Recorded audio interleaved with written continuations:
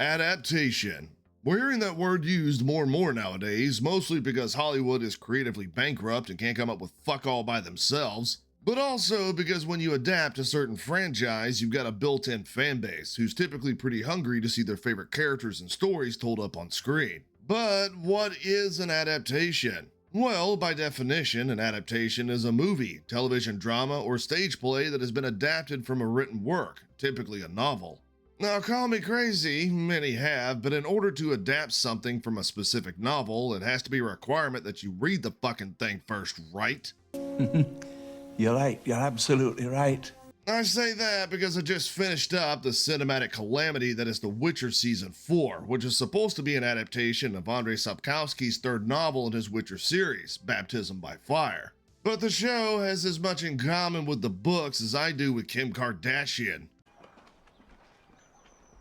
Fuck. It's outright disrespectful, choosing to dishonor the characterization of Witchers. It hoists up anyone with a fucking vagina like we haven't seen that shit 100 times this year, and it's more ethically diverse than a New York City Starbucks staff. And after finally finishing episodes 7 and 8 of this DEI feminist excrement, I'm ready to put The Witcher behind me and the channel.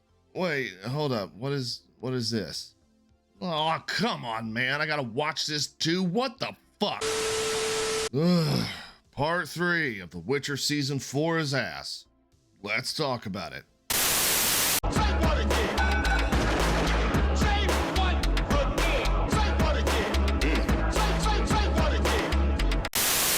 So, before I'm compelled to do violent things to myself thanks to this show, let me make it clear, as I always do, that this video and community encourages intelligent conversation. What I mean by that is if you agree or disagree with anything I have to say, just listen to the full video, get all the context, and then let me know your thoughts in the comments down below.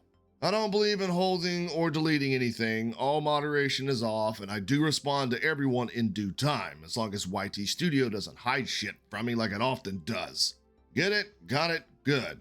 I have many points of contention with this fucking show, but nothing is as annoying, as insufferable, and grating as this race-swapped, diverse band of retards known as the Rats. Really? Now, this group wasn't popular in the books either. As a matter of fact, readers like myself found them to be borderline irredeemable because they were outright brutal, overly violent, and took Ciri down a villainous path where she embraced her darker, cynical side. However, they were at least understandable in a way. One could sympathize with them because they were a product of the war-torn world around them and were used, abused, and abandoned as children. But here, I don't think I've ever found so much joy in seeing a group of people violently murdered.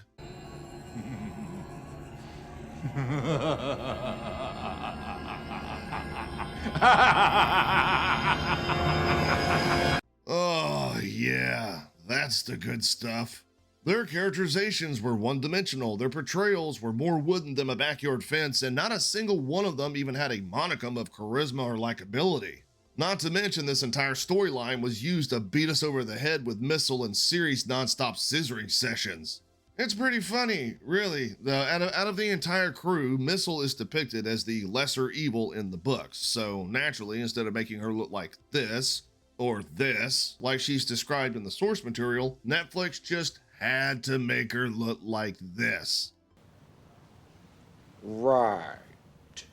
For fuck's sake, you're not even trying here. Oh, and Hotspur makes an appearance here too. In the books, he's depicted as an intelligent, politically savvy purveyor of information that Ciri actually has a physical attraction to. But in the show, naturally, because he's a white male, he's a cowardly, shriveled little prune of a thing that gets his ass kicked almost instantly when Ciri catches up to him. Of course. Geralt also shows up in episode 7 and 8, and yeah, that's about it. Seriously, what is with the showrunners and their obvious disdain for this character?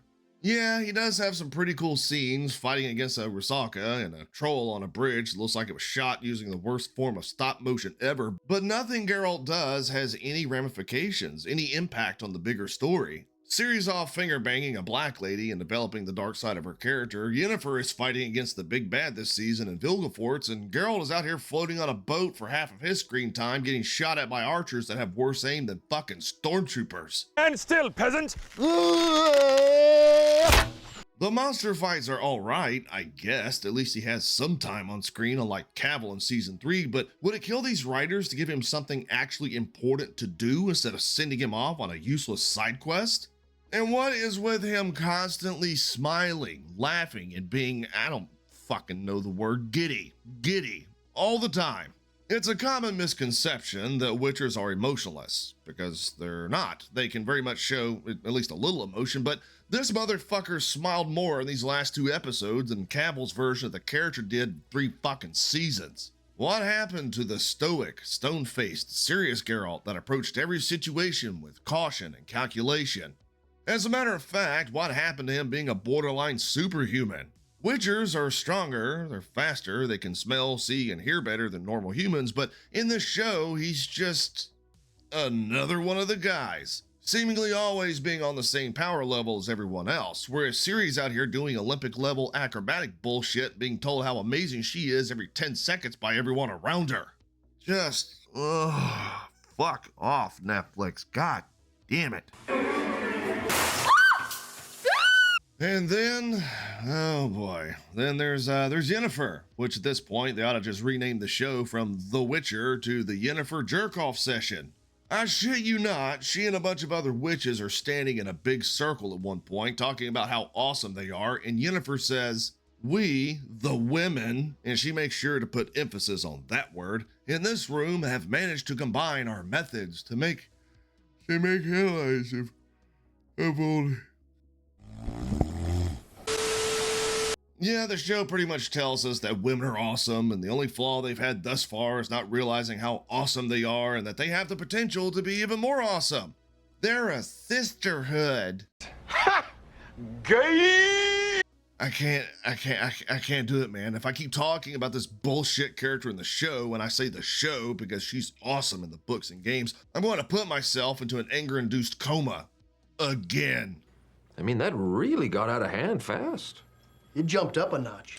It did, didn't it? So yeah, that's it. That's season 4 of the Yennefer Jerk-Off Session. And over multiple nights of watch time and 3 videos covering this shit, for the life of me, I can't figure out why Netflix is keeping this shit on life support.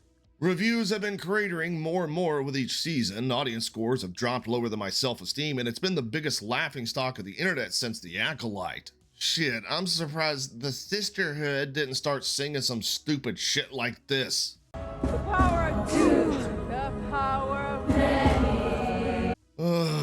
You know, it really does pain me. As a big Witcher fan, as someone who's read all the books and played all the games, I hate to see that this is what it's become. Anyway, I appreciate y'all for checking out my review. I'll talk to y'all later.